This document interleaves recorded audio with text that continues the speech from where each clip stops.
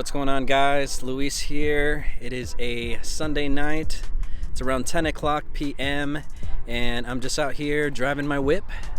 As you guys can see behind me, looking really good in these lights here. So I thought I'd stop by and do a little bit of a different video.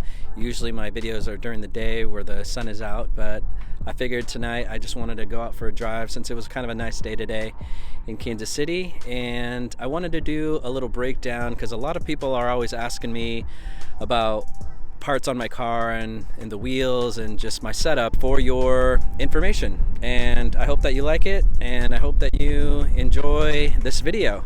And if you like it, of course, always subscribe and like, and please comment below if there's any questions that you have or any comments. I would love to hear them. I love interacting with you guys, so the more questions, the better it is for me and the better it is for us as a community. So hope you guys enjoy.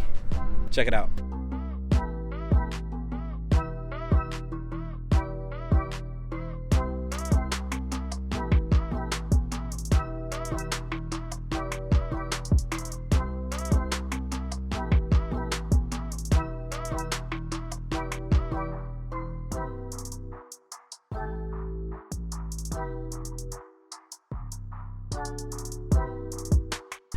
Alright guys, so first things first, obviously the biggest thing that you can tell from the car is the camo wrap, right? And the reason why I chose this wrap was because I've always just been infatuated with the camo print.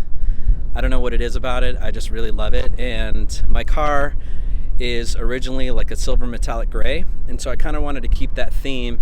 And I love that there's black, there's light gray, there's dark gray on it, and so I just really liked it. So I thought, heck, why not go for it? I've always wanted to wrap my car. I actually did it myself, if you believe it or not. I thought I did a pretty good job for my first full wrapping of a car. I really enjoyed it. It was definitely tedious and a lot of work and a lot of time, but I really enjoyed it, and I would love to do more and start a little side gig with it. I think that'd be a lot of fun. So anyway, what do you guys think about the wrap? Do you guys like it? Do you not?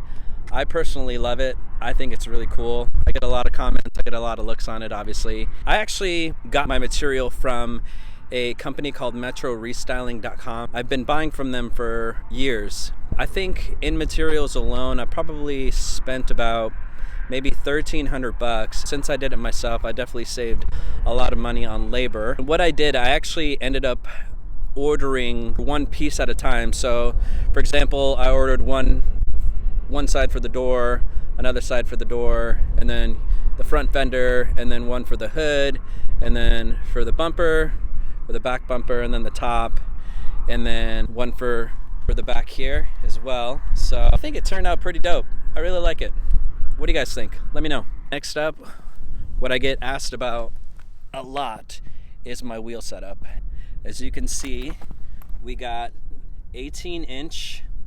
They're called Konig oversteer, 18 by 9, and the offset is 35. And I like it because it has a nice concave to it. Let me see if I can hit you with this side profile. So if you can see, it's got a bit of a concave, which is really nice.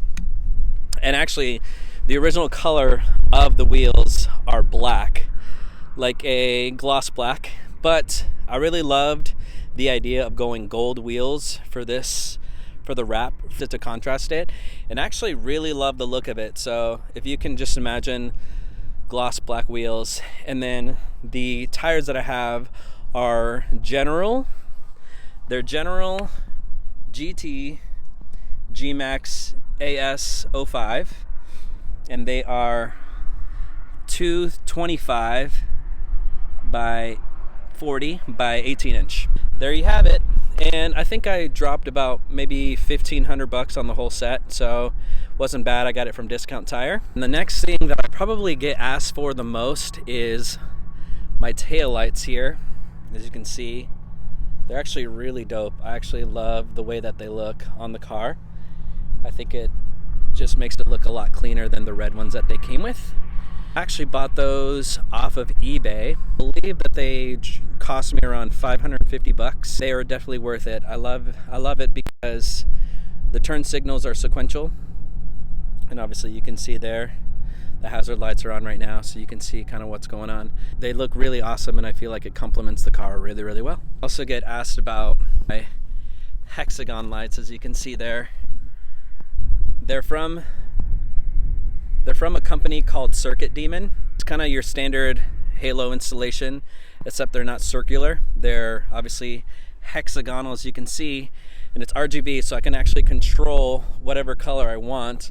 There's a color wheel that I can control from my phone, which is really, really nice. But I've been really loving the purple. I've pretty much rocked the purple for a very, very long time. As you can see, it just looks really dope with the gray, and then even with the gold rims as well. And I think for that whole kit, I believe I spent about $350, if I can remember correctly. And I did all the work myself, so it's pretty easy, pretty simple. I believe that on their website they kind of give you instructions on how to do it and whatnot. So there's that. And then also I went ahead and got some yellow overlays and put those on there. And then I also got some JDM style yellow fog lights from Amazon for like $30, I believe, because I just love that yellow fog light JDM look. I think it looks really cool. And then I actually opened up my headlights, and I cooked them and everything like that and broke them open, and I painted them all black just because I wanted to have more of a sleeker look, and I think they turned out really well. I believe that there was a post on a Subaru forum way back when that I used to help me put those on. And then also for that right there, that's also a high beam that I got from I believe it's called the Retrofit or something like that. What's really cool about the Demon Eyes, or the Circuit Demon lights, is that you can connect your turn signal to it. So it'll actually have that amber turn signal here, as opposed to using this down here that the car comes with. I actually blacked that out just because I didn't like it. And yeah, so your blinker is actually here, and so are your hazards, which I think are really cool. I did put the car on lowering springs, so I actually used the iBack. I believe that there's the Sportline springs, which dropped the front of the car.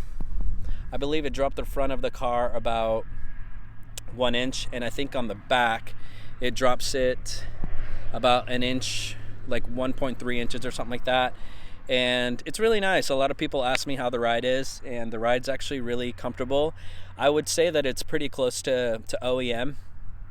It's not very bouncy. I used to have the Cork Sport lowering springs, and although I liked that it got rid of the wheel gap, it was actually kind of a pain in the butt to drive because they were very springy and the car was super low to the ground, and so I would just bottom out a lot. So I decided, I actually had the iBox first. I sold those to get the Cork Sports, and then I ended up selling the Cork Sports to get the iBox again. So that's just my preference. I think the ride is a lot better. I wish it would get rid of that wheel gap a little bit more, but it's all good. It's nice, it's comfortable. I actually had Raceland coilovers as well for about a year or so, and I think I paid about $300 for those, and they were okay. I mean, you kind of get what you pay for. They weren't the best quality, and honestly they would just make a lot of noise, and so I actually ended up just getting rid of them. And like I said, I got the Cork Sport lowering springs, sold those, and then I got the iBox once again. So there's that. And in my personal opinion, I love a car with a nice rack on top. I just love the look of it. It makes the car look a lot more sportier, and so I just really love the look of the rack. And it's a Yakima rack, and I actually just kind of pieced it all together.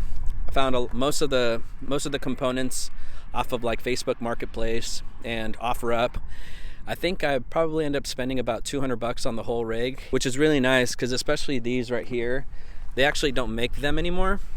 These railings, they don't make them anymore, and so I actually ended up finding them on, I believe it was Facebook Marketplace, and it was $60 for both of them, which was a pretty good deal in my opinion. Do you guys like the rack look? What's your preference? Next, I have these window louvers here. Get out of the light for you. There you go.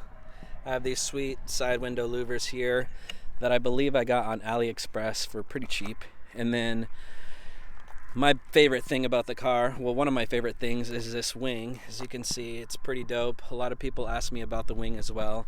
I actually got the wing off of eBay, and I believe I ended up spending about 200 bucks on it. So there you go. Check it out. It's pretty nice. I dig it. Another thing that I did on another video that you've probably seen on the channel is I actually ended up painting the brake calipers a purple color just to match the purple headlights as well, just because I just love the look of it. I think it looks really cool. And the product that I use, it's G2, and I ended up finding on Amazon for like 50 bucks, I believe. And it's a paint on, it's not a spray on, so it's kind of a process, but it's actually really nice and it lasts a lot longer in my opinion. And then I ended up just getting these like Mazda decals off of eBay for like 5 bucks, I think. So, and then also I did end up upgrading my rotors, and you can't really see it. There you go. They're slotted and drilled. I just love the look of them. I think they're really, really sweet. And I believed I dropped about 150 bucks on those for the front and the back. I ended up upgrading the exhaust here. That's the Borla exhaust. And I think I dropped about $550 for the exhaust. It's just like an axle back, and actually really love the sound of it. It's a little bit of a purr, but it's not overwhelming. And I've always wanted to get the mid pipe for it, but actually I think just having the axle back itself is actually a really, really nice sound, and you get a little bit of a kick. Not too crazy, but you definitely feel like a race car driver, and it's really nice, and it sounds really nice as well. Obviously, you can't forget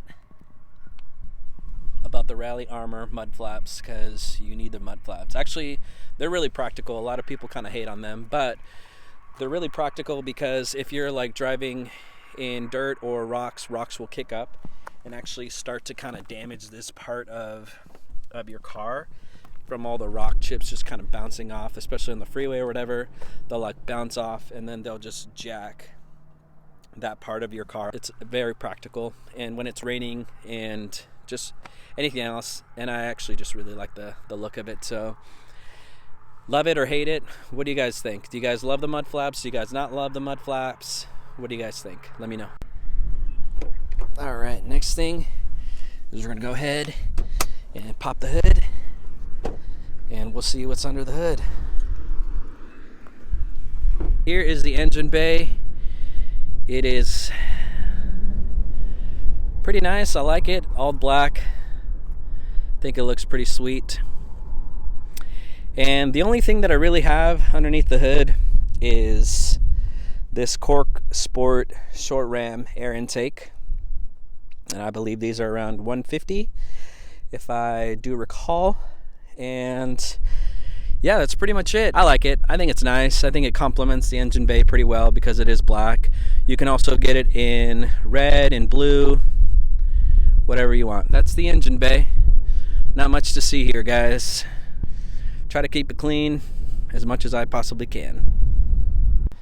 One thing that I forgot to mention, I do have, I don't know if you can see them back there, but I do have Cork Sport rear sway bars, or end link bars.